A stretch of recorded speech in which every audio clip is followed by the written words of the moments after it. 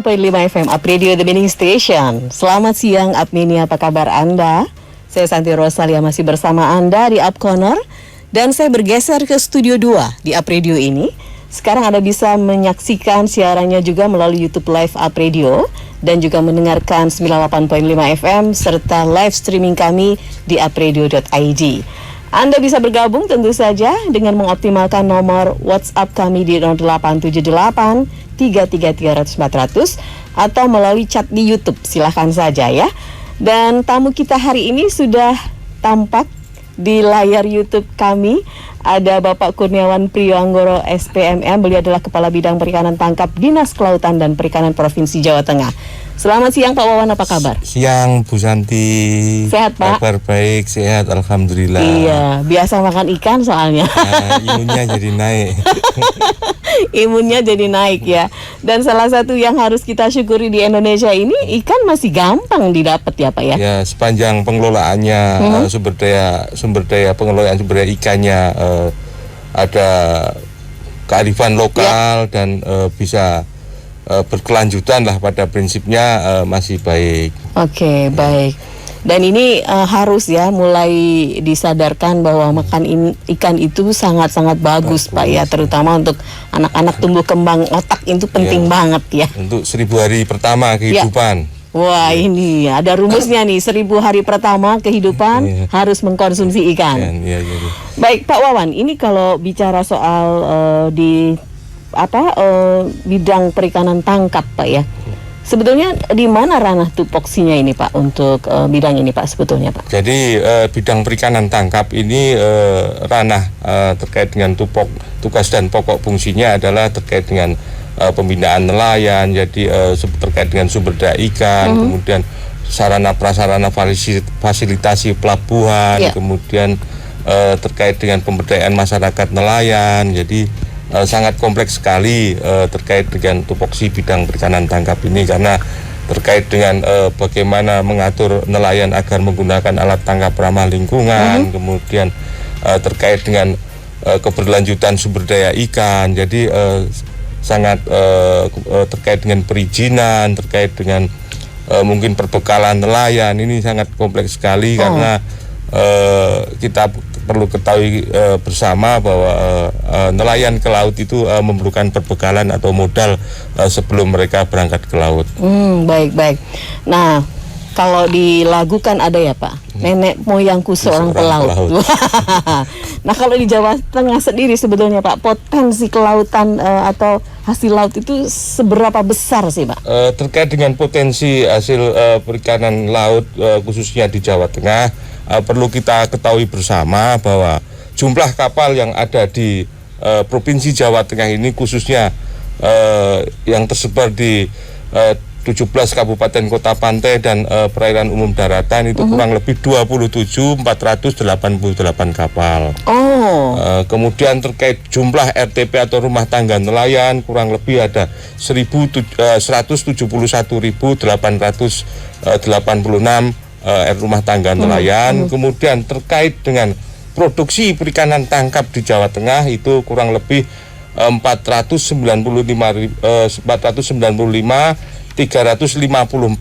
ton.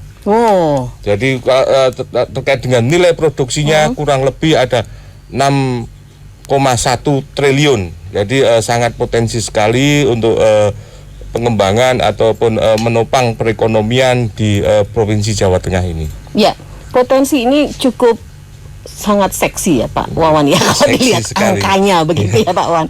Nah, apa yang dilakukan sendiri oleh Dinas Kelautan ini untuk bisa mencapai ini sebagai sesuatu yang memang tadi kalau Pak Wawan sampaikan ini bisa menopang perekonomian masyarakat di Jawa Tengah Pak?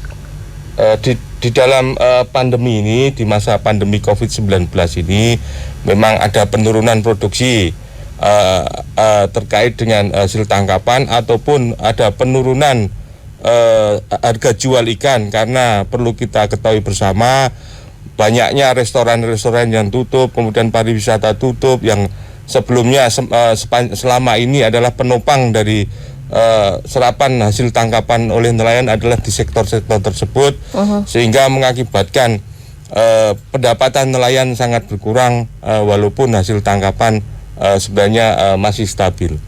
Karena memang daya beli masyarakatnya yang berkurang sebab pandemi ini ya Pak Wawan ya. Nah Pak, sarana dan prasarana tadi sudah disampaikan oleh Pak Wawan juga. Itu berkenaan dengan apa Pak sarana dan prasarana nelayan ini Pak? Jadi terkait dengan sarana prasarana nelayan di samping kapal, kemudian alat tangkap, kemudian perbekalan. Jadi di masa pandemi ini melalui jaring pengaman ekonomi, pemerintah Provinsi Jawa Tengah telah membantu kurang lebih di tahap kedua ini, di tahap bantuan ini ada 4.484 nelayan, khususnya bagi nelayan-nelayan kecil, karena perlu kita ketahui bersama bahwa 70% dari perbekalan adalah di minyak, sehingga Bapak Gubernur Provinsi Jawa Tengah melalui Dinas Kelautan dan Perikanan Provinsi Jawa Tengah mengalokasikan anggaran kurang lebih 4,9 miliar untuk kegiatan bantuan khususnya BBM nelayan ini. Jadi pemerintah Provinsi Jawa Tengah bekerjasama dengan BRI. Jadi di samping kita membantu terkait dengan jaring pengaman ekonomi khususnya BBM, kita juga kepingin para nelayan ini biar aktif menabung ataupun menyisihkan hasil sebagian hasil tangkapan demi masa depan ataupun anak cucu kehidupan pendidikan anak-anak mereka. Jadi pada prinsipnya di samping kita memberi bantuan, kita juga mendidik terkait dengan SDM dari para nelayan agar bisa menyisihkan. Jadi selama ini kan ada sering sekali nelayan itu dicap dengan kemiskinan. Sebenarnya kalau melihat dari hasil tangkapan ataupun harga jual, sebenarnya apabila mereka bisa mengelola manajemen terkait dengan keuangannya, mungkin berdasarkan NTN nilai tukar nelayan di tahun 2020 ini, menurut perhitungan kami kan kurang lebih untuk sektor nelayannya kan 120, mencapai 120. Jadi sehingga lebih tinggi daripada petani lah, intinya seperti itu. Jadi ini jaring pengaman ini sekaligus juga mengedukasi habit mereka Pak ya.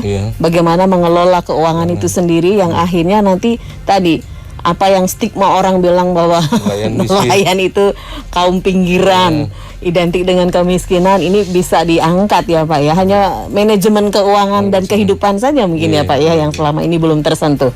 Nah Pak Wawan, dari sisi pelabuhan sendiri Pak, apakah itu sudah mencukupi dari Jawa Tengah sendiri untuk mengakomodir hasil-hasil para nelayan itu Pak? Jadi perlu kami informasikan bahwa di Jawa Tengah yang ada kurang lebih ada 11 UPT atau pelabuhan perikanan pantai yang tersebar di Provinsi Jawa Tengah ini.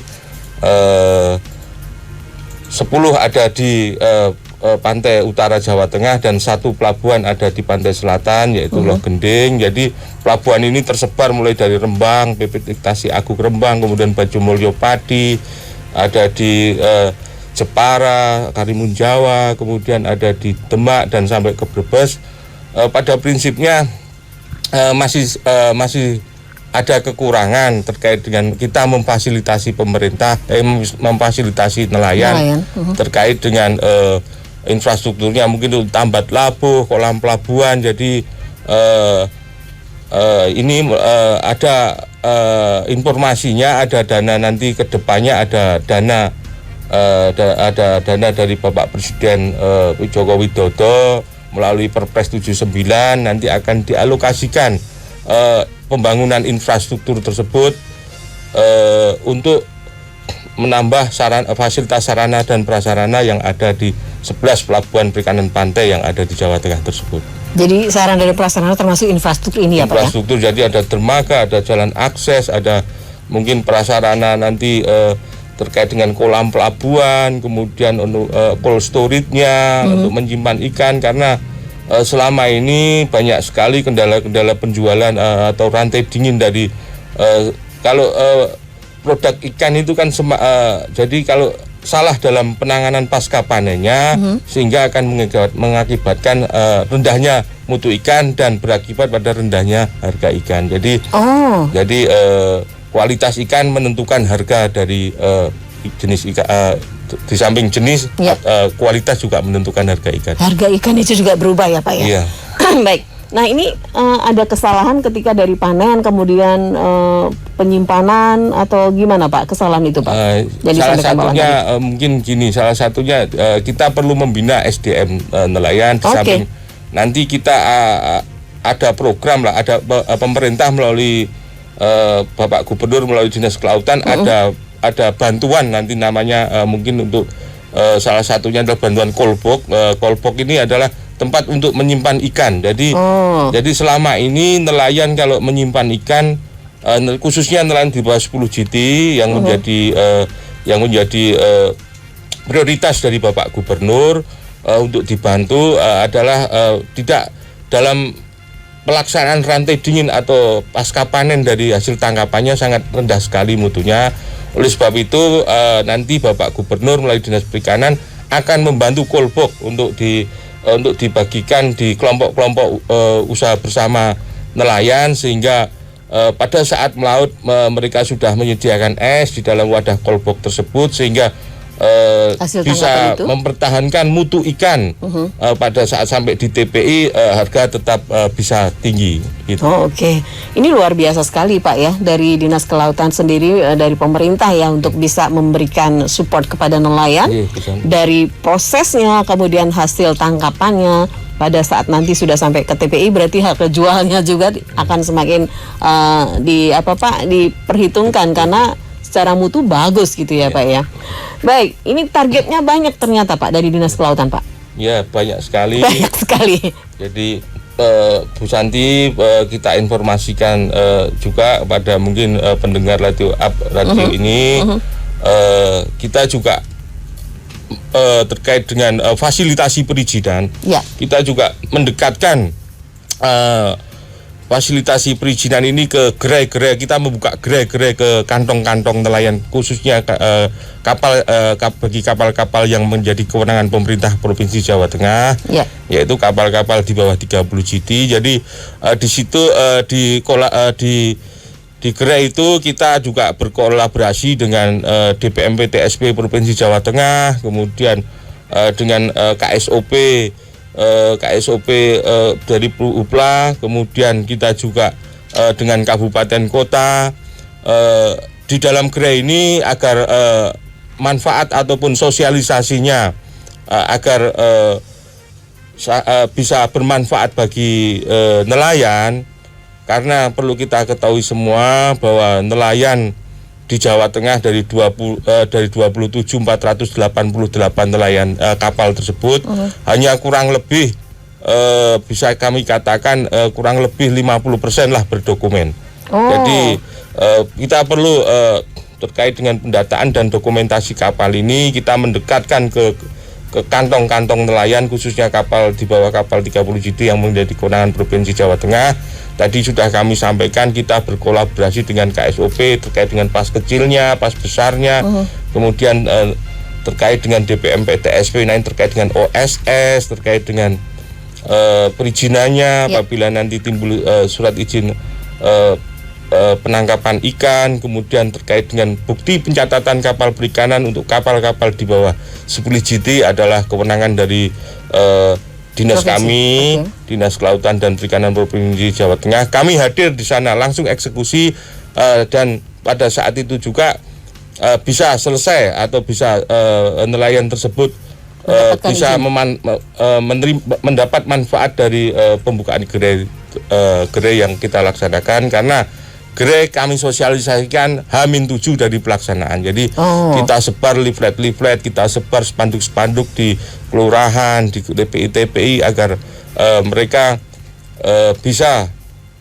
mendokumentasikan kapalnya, karena perlu kita ketahui bahwa sepeda motor yang harganya hanya 3 juta, yang harganya 3 juta aja ada STNK dan BPKB. Ini kapal yang harganya sampai ratusan juta, ya, betul. Tidak ada dokumennya. Jadi kepastian hukum dari mereka juga kita fasilitasi terkait dengan perizinan. Ngoten Bu Santi. Berarti ini penertiban ya Pak ya? Judulnya begitu ya Pak ya, untuk 50% yang belum berizin itu ya, kita untuk bisa mendapatkan itu, sehingga secara hukumnya mereka juga kuat ya Pak ya? Karena gini, kita informasikan juga seringkali ada operasi APH, aparat penegak hukum di laut ya, khususnya dari teman-teman PSDKP, teman-teman Polair, kemudian dari Angkatan Laut, dari Bakamla, itu kan seringkali mereka mengadakan kegiatan di laut terkait dengan yang pertama ketertiban mereka dalam menangkap ikan dalam hal jalur penangkapan ikannya. Oh, covered areanya itu Pak ya? Areanya fishing ground-nya ya. Kemudian terkait dengan perizinannya. Nah, sementara ini yang sangat-sangat menjadi kendala adalah perizinan, sehingga mereka akan karena nelayan itu kan pengennya mudah ada. Jadi kita selaku penyelenggara negara, selaku abdi mereka, kita mendatangi mereka untuk melaksanakan gerai-gerai yang ada di kantong-kantong nelayan. Betul, regulasi ini tetap harus ditegakkan begitu Pak Wawan. Baik, Apmenia jangan kemana-mana, Santi bersama Pak Wawan masih akan terus berbincang-bincang dengan Anda. Tentu saja ini kita masih akan berbicara tentang hasil laut yang luar biasa di Jawa Tengah khususnya. Kami akan kembali sesaat lagi. Up Radio.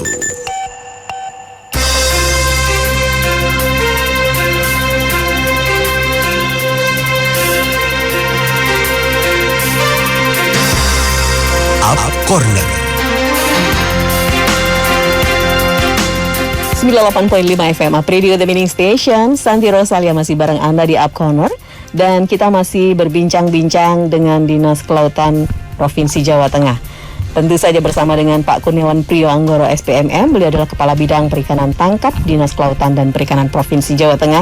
Dan kita masih akan berbicara tentang rencana aksi pembangkitan ekonomi desa pasca pandemi COVID-19 tahun 2020. Nah, Pak Wawan, sarana dan prasarana akan disupport oleh pemerintah. Kemudian tadi ada gerai juga yang memberikan kemudahan bagi nelayan untuk bisa memberikan surat-surat ya Pak untuk kapal-kapalnya itu. Dari 27.000 sekian masih 50% saja yang memiliki surat-surat izin itu. Nah, bagaimana Pak dengan nelayan itu sendiri ya, kemampuan mereka, SDM mereka, kesadaran mereka untuk bisa mengikuti apa yang sudah disiapkan semuanya oleh pemerintah ini Pak? Jadi sebenarnya para nelayan sangat antusias sekali dengan adanya gerai-gerai tersebut. Hal ini dibuktikan dalam satu hari kemarin kita gerai, kebetulan tadi disebut Bu Santi, kita akan kebangkitan desa nelayan, desa ikan. Jadi kita pusatkan di Mojo kemarin, khususnya di Mojo. Dalam satu hari kurang lebih menurut data kami, untuk bukti pencatatan kapal perikanan itu ada 146 kapal. Kemudian di endos pas kecil yang menjadi kewenangan KSOP di KSOP Tegal itu kurang lebih kemarin ada 157 endos. Kemudian dokumen pas kecil baru ada kurang lebih kemarin 49 kapal baru yang menjadi yang tadinya selama ini tidak berizin sama sekali. Terus mereka berduyun-duyun melakukan perizinan, khususnya di sektor perhubungan, dalam hal ini pas kecil. Oke, baik. Ini Pak sudah ada penanya dari WhatsApp, ada Pak Galih di Semarang. Bapak mau bertanya, untuk pandemi ini bagaimana pemberlakuan protokol kesehatan bagi para nelayan yang melakukan aktivitas? Jadi di 11 pelabuhan perikanan pantai kami juga sudah menerapkan protokol pandemi COVID-19. Jadi semua kegiatan yang kita selalu mensosialisasikan masker, kemudian kita juga bekerja sama dengan PMI yang ada di kabupaten kota, penyemprotan secara berkala rutin. Kemudian terkait dengan keberangkatan ABK ada di beberapa pelabuhan, khususnya di Pati, kita selalu mengecek suhu tubuh agar tidak dalam pelaksanaan penangkapan ikan tidak ada permasalahan di tengah laut terkait dengan pandemi COVID-19 ini. Jadi sudah kita antisipasi, kemudian semua pelabuhan di perikanan pantai Jawa Tengah di 11 pelabuhan ini juga sudah menerapkan, sudah ada membuat terkait dengan cuci tangan, kemudian fasilitasi masuk harus menggunakan masker, semua sudah terfasilitasi. Iya, jadi sudah difasilitasi ya untuk protokol kesehatan. Kegiatan di lingkungan nelayan ini sudah cukup bagus, Pak ya. Iya. Dan mungkin nelayan sendiri juga merasa untuk melindungi diri ya prosedur atau protokol kesehatan itu harus dilakukan ya, Pak ya. Ya harus Harus taat. Harus taat juga karena memang banyak sekali nelayan-nelayan ini. Mereka, kita akuilah fisik nelayan itu sangat kuat. Betul. Terkait dengan hal ini karena seleksi alam menentukan ini. Mereka soalnya bertanding dengan gelombang, Pak, laut, Pak. Gelombang, panas, terik matahari seperti itu. Iya. Kita akuilah. Baik, terima kasih Pak Gali. Kemudian ada Pak Danang. Pak, mau tanya nih, sempat tadi dikatakan mengenai perizinan. Nah, bagaimana prosedur untuk perizinan sendiri? Terima kasih. Jadi terkait dengan perizinan, yang ada di khususnya kapal-kapal yang menjadi kewenangan pemerintah Provinsi Jawa Tengah, yaitu kapal di bawah 30 GT. Yang pertama mungkin kita cerita yang kurang lebih ada 22.000 sekian kapal. Ini adalah kapal di bawah 10 GT yang menjadi yang perlu kita cermati sekali karena terkait dengan hal tersebut kita membuka gerai di kabupaten-kabupaten atau pelabuhan perikanan ataupun TPI yang menjadi kewenangan kabupaten. Syarat-syarat dari bukti pencatatan kapal perikanan perlu kami sampaikan sesuai dengan Pergub 15 tahun 2018 tentang perizinan usaha. Persyaratannya yang satu, ada surat permohonan dari calon pemohon, kemudian fotokopi KTP, kemudian kalau untuk kapal di bawah 10 GT bisa tidak menggunakan NPWP, kemudian kami harapkan memang harus menggunakan NPWP, tapi perlu diketahui banyak sekali nelayan-nelayan yang perlu nanti kerja berat juga bagi petugas pajak terkait dengan hal ini. Jadi ada fotokopi pas kecil yang dikeluarkan oleh Perhubungan, kemudian surat pengantar dari pelabuhan perikanan pantai setempat. Jadi hanya ada kurang lebih 5 surat itu. Nanti langsung kita apabila ada pejabat kami selaku penanda tangan ada di tempat, langsung kita selesaikan. Ya. Jadi itu tadi ya Pak, syarat-syarat dalam perizinannya ya. Jadi mungkin lebih fleksibel lagi kalau datang ke gerai itu tadi ya Pak. Datang ke gerai langsung eksekusi jadi lah. Diperjelas kembali. Nah kemarin anemonya cukup bagus di Mojo aja sekitar 140-an lebih ya Pak ya untuk bisa langsung mendapatkan itu. Nah ini kalau anemo seperti ini ada target dong dari Dinas Kelautan ini Pak untuk menyelesaikan yang 50% ini sampai kapan Pak? Target kami di tahun 2021 nanti ada kurang lebih 30 gerai nanti kita akan sosialisasikan karena terkait dengan perizinan ini banyak sekali kesadaran masyarakat nelayan yang belum sadar.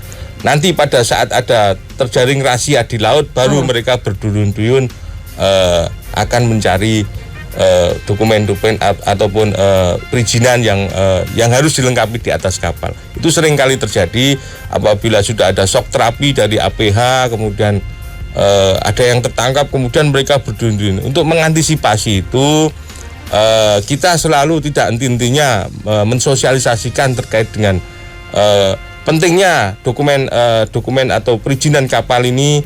Terkait dengan di samping untuk ketertiban administrasi mereka, karena ke depan mungkin apabila kami sedang berusaha, pemerintah Provinsi Jawa Tengah sedang berusaha apabila kapal ini bisa menjadi agunan diperbankan, mungkin masalah tersebut terselesaikan.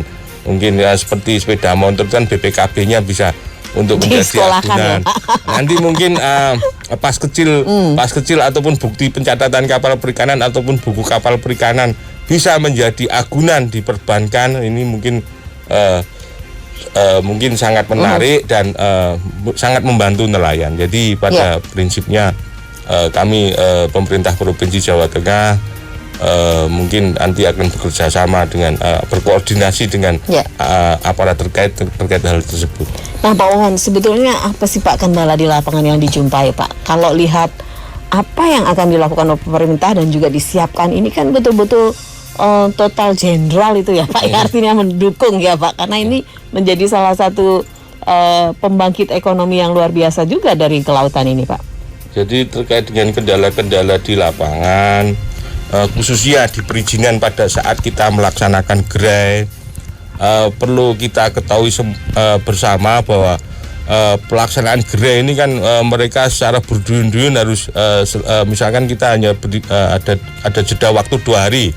Di dalam 2 hari tersebut katakanlah ada 150 kapal yang akan mengajukan perizinan. Nah, ini kendala-kendalanya yang pertama terkait dengan teman-teman di KSOP, ada keterbatasan ahli ukur. Jadi ahli ukur itu dari personel dari KSOP, karena kan yang menentukan kapal ini berapa gross ton adalah kan sudah ada apa private-nya. Jadi yang namanya ahli ukur itu dari perhubungan. Kemudian terkait dengan lokasi kapal yang berpencar, tidak diletakkan dalam satu tempat. Misalkan ada kurang lebih 150 kapal tapi lokasinya berpencar-pencar, itu mengakibatkan kesulitan atau kendala-kendala kecepatan dari perizinan kita gerai di lapangan. Kemudian terkait dengan kendala yang ada di jaminan pengaman ekonomi ini kan sangat diharapkan sekali oleh para nelayan, karena keterbatasan anggaran dari pemerintah Provinsi Jawa Tengah untuk bantuan jaring pengaman ekonomi di tahun 2020 ini, di tahap kedua kita hanya bisa membantu kurang lebih 4.484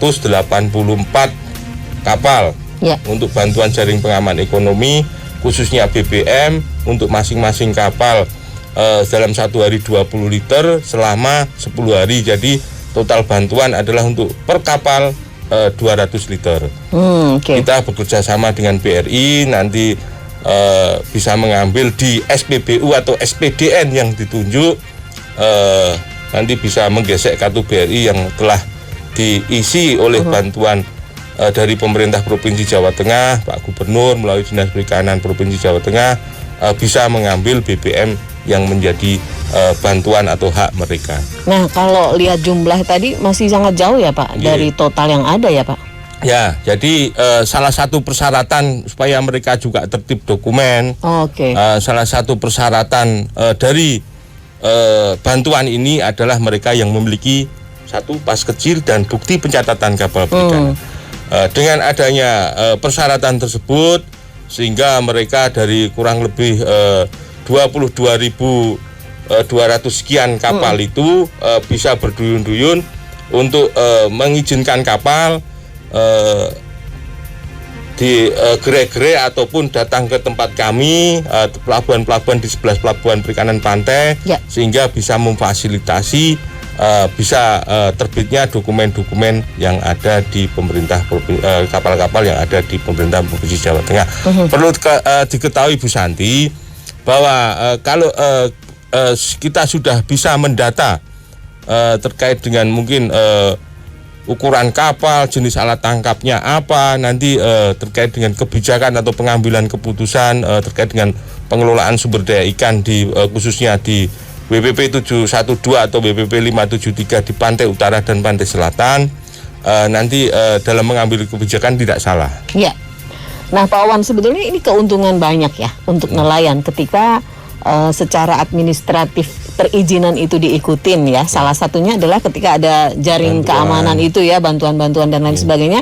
Mau nggak mau ini syarat ini Harus. Ya Pak ya, syarat dan ketentuan SK ini harus dilampirkan ya Pak. Karena sudah ada juknisnya Bu. Nah betul. Kita tidak bisa lari dari juknis. Nah ini mohon untuk para nelayan ya dengan kesadaran yang cukup bisa segera untuk memanfaatkan gerai-gerai yang sudah mendekat dengan Anda untuk mengurus perizinan kapal-kapal yang Anda miliki. Ini gratis. Oh ini gratis. Gratis. Jadi tidak dipungut biaya sama sekali.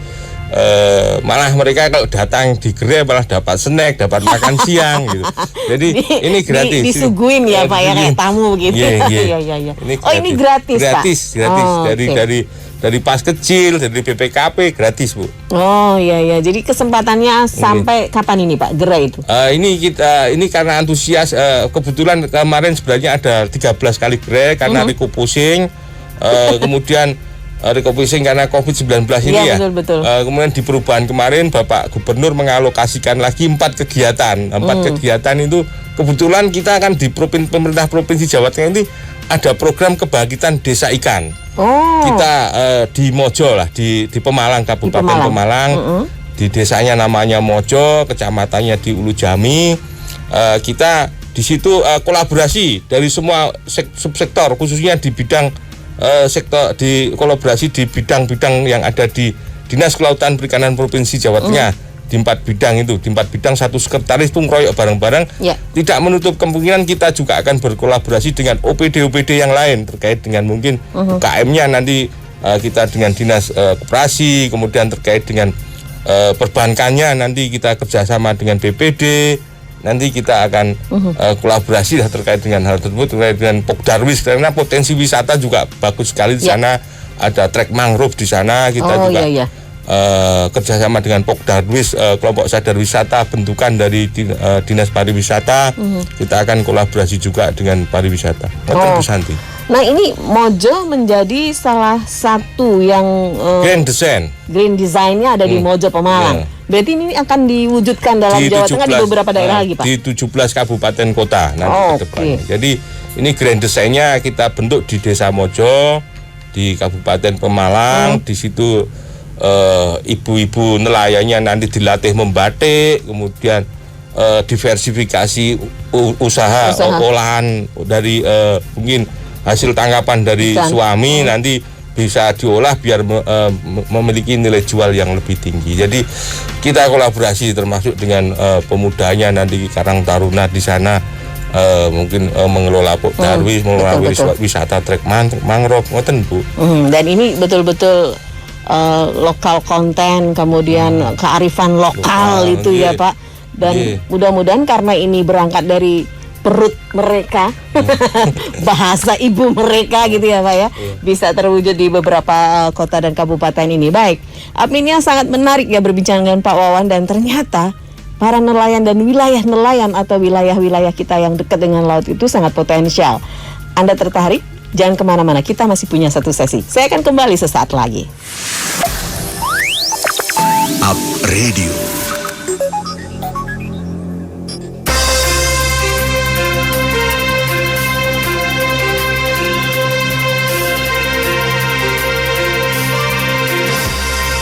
Up Corner. Baik Upmania, kita lanjutkan lagi Up Corner siang ini sampai jam 12 ya. Ini sudah waktu menunjukkan sesaat lagi kita akan selesai. Tapi perbincangan semakin hangat karena memang kalau bicara ikan, tadi sudah awal juga saya bilang bahwa nenek moyangku seorang pelaut, walaupun mbahku tidak pernah melaut, tetapi saya bahagia sekali menjadi orang Indonesia. Nah Pak Kurniawan masih akan bersama kita untuk berbincang lagi tentang ini tadi ya, sudah disebutkan ada Green Design, desa ikan, kebangkitan ikan yang ada di desa-desa nelayan itu Pak ya. Dan salah satunya Mojo ini yang sedang menjadi salah satu Green Design dan menjadi contoh nanti ya akan di wilayah Indonesia, Semarang, di kabupaten kota ya, di Jawa Tengah. Oke, baik. Nah ini Pak, pertanyaan dari Rian ini Pak, berhubungan dengan tadi yang masih soal perizinan ya. Pak Rian menanyakan, Pak, kalau ada kapal-kapal yang melanggar atau tidak ada izin, apakah ada sanksi-sanksi tertentu? Terima kasih.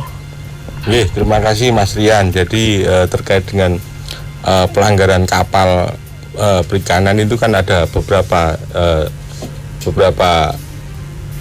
permasalahannya. Yang pertama terkait mungkin perizinan, kemudian terkait dengan melanggar jalur. Ya. Jadi sesuai dengan Undang-Undang 45 tahun 2009 bahwa sudah dijelaskan apabila tidak membawa dokumen, khususnya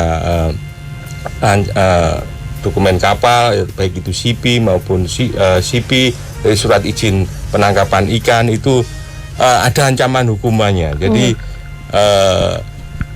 ancaman hukuman kalau di Undang-Undang 45 2009 tentang perikanan itu dendanya adalah kurang lebih 200 juta. Kemudian ancaman hukumannya 1 tahun. Jadi ini sangat sering kali terjadi. Kami kebetulan sering menjadi saksi ahli terkait dengan hal itu karena ada beberapa nelayan yang bandel, khususnya nelayan-nelayan yang di atas 10 GT. Banyak sekali kan di situ sebelum mereka berangkat kan ada yang namanya surat persetujuan berlayar. Yeah. Jadi banyak sekali yang tidak mengurus surat persetujuan berlayar ini, sehingga dari teman-teman Polair apabila melaksanakan kegiatan di operasi di laut seringkali menangkap ataupun menarik mereka untuk menahan dokumen, sehingga banyak sekali teman-teman khususnya kapal-kapal di atas 10 GT yang menjadi korban ataupun yang bukan korbannya karena mereka tidak taat dokumen. Sehingga perlu dalam hal ini kita mensosialisasikan agar kalau sering terjadi Bu, apabila Mbak Sandi, ini apabila ada temennya yang tertangkap, nanti semua tiarap dulu, nanti cari dokumen dulu gitu.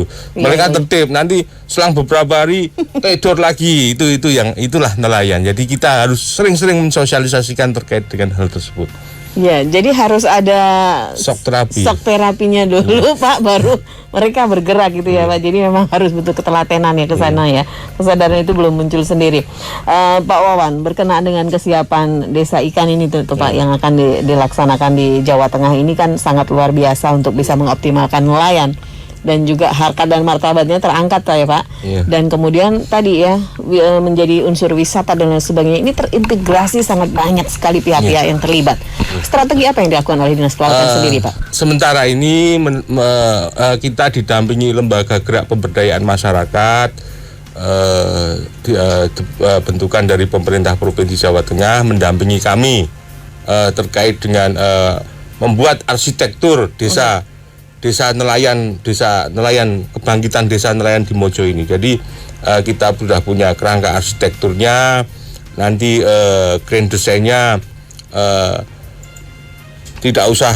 Jadi kita hanya memerlukan skup di wilayah desa ya. Jadi nanti di situ kita keroyok bareng-bareng.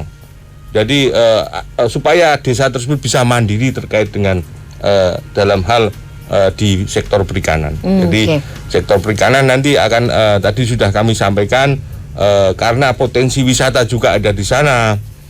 Kemudian ada kerusakan alam juga terkait dengan abrasi di sana. Betul. Nanti dari teman kami dari kantor cabang Dinah atau dari daerah konservasi, bidang konservasi nanti juga menanam di situ. Nanti bersama dengan masyarakat ataupun dengan dari pariwisata untuk mengembangkan trek mangrove tersebut. Jadi kita sudah sampai dengan saat ini yang sudah kita laksanakan dari masa pandemi kemarin di bulan Agustus kebetulan ada pergeseran anggaran sudah kita laksanakan. Ada beberapa kegiatan di sana, di antaranya tadi sudah kami sebutkan ada GRE perizinan. Jadi kemudian ada JPE, jaring pengaman ekonomi, ada bantuan terkait dengan BBM-nya agar mereka tidak dengan pendapatan mereka yang berkurang karena konsumsi ikan di masyarakat ataupun daya beli masyarakat berkurang, sehingga tidak berakibat fatal terkait dengan perekonomian mereka. Kemudian terkait dengan wanita nelayannya, kita juga sudah di bidang pesisir sudah melaksanakan pelatihan membatik dari mangrove. Jadi potensi alam yang ada di sana pewarnaannya menggunakan mangrove. Dioptimalkan, betul-betul. Dioptimalkan. Kemudian di sisi tadi disebutkan di Poklasar, kelompok pemasar, pengolah dan pemasar juga kita sudah kita latih. Kemarin juga kita studi tiru di Bandeng Bu di Kaligawe ini, jadi sudah Bu Darmono ya. Sudah kita studi tirukan ke sana untuk udah studi banding sana. Studi tiru. Ditiru ya, studi biar tiru meniru. ya. Oke. Jadi sudah kita laksanakan, kemudian kita laksanakan pelatihan-pelatihan terkait dengan olahan. Kemudian di bidang pengawasan kita juga melaksanakan restocking atau di sana dulu kan potensi sekali kepiting Bu Santi. Kita akan mengembangkan kembali daerah kejayaan sana. Dulu kepiting sangat jaya di Pemalang sampai mungkin oleh-oleh kepiting gemes Pemalang itu. Iya. Rumah makan kepiting prima. Itu kan benar. Itu kan di daerah itu Bu. Jadi kita mengembangkan kembali apa yang menjadi ikon pada saat itu. Kita lakukan restocking di sana, kemudian kita melakukan nanti agar Karang Taruna yang ada di sana menjaga hasil restocking atau sebaran kepiting tersebut supaya besar, biar beranak pinak di situ, tidak langsung ditangkap ya pada intinya. Jadi ada pembudidayaannya gitu kan. Jadi nanti ada sentra-sentra seperti itu. Oke. Nah Pak Wawan, kan berarti masing-masing wilayah yang ada di Jawa Tengah ini memiliki potensi sendiri-sendiri ya Pak. Tadi kalau di Pemalang tadi ada kepiting gitu ya. Nah daerah lain mungkin iya dan lain sebagainya. Nah apakah ada semacam strategi peer to peer mereka satu sama lain, kalau tadi Bu Darmono untuk sharing tentang bandengnya. Nah ini dilakukan juga Pak untuk semua wilayah Jawa Tengah ini, untuk saling bisa mengisi, untuk menginjeksi untuk semuanya nanti bertumbuh menjadi desa nelayan yang luar biasa. Ya, jadi kenapa Bandeng Presto dulu pada saat pandemi awal kemarin kan di daerah Mojo itu kan sentra tambak juga Bu Santi. Jadi dengan adanya Bandeng Juwono tutup, dengan karena tidak ada wisata kemudian terkait dengan perhotelan juga sepi, pariwisata sepi, kan mereka tidak bisa menjual bahan baku ini. Iya betul. Dinas Perikanan, Kelautan dan Perikanan Provinsi Jawa Tengah, Bapak Kepala Dinas menyerap aspirasi masyarakat dan ternyata sangat potensi sekali untuk dikembangkan Bandeng Presto juga, karena ke depan juga mungkin Bapak Kepala Dinas juga ada ingin melaksanakan terobosan bandeng kaleng Bu, bandeng dicening. Kemasan kaleng bandengnya. Sebenarnya ini kan ada nanti sudah diuji coba dengan Bapak Kepala Dinas, mungkin kalau memang hasilnya bagus mungkin barangkali masyarakat sekitar apabila mengendaki olahan tersebut, kita selaku Dinas Kelautan dan Perikanan Provinsi Jawa Tengah akan mendampingi masyarakat setempat. Baik Pak Wawan, ini mudah-mudahan segera terwujud sehingga desa nelayan di Jawa Tengah ini bisa menjadi salah satu sektor wisata pariwisata yang sangat bisa menunjang juga perekonomian terangkat ya Pak. Dan yang terpenting adalah bahwa Indonesia ini adalah negara yang berkelautan penuh dengan laut gitu ya Pak ya. Mudah-mudahan potensi laut juga bisa memberikan yang terbaik untuk Indonesia. Pak Wawan, terima kasih banyak. Waktunya sudah habis Pak.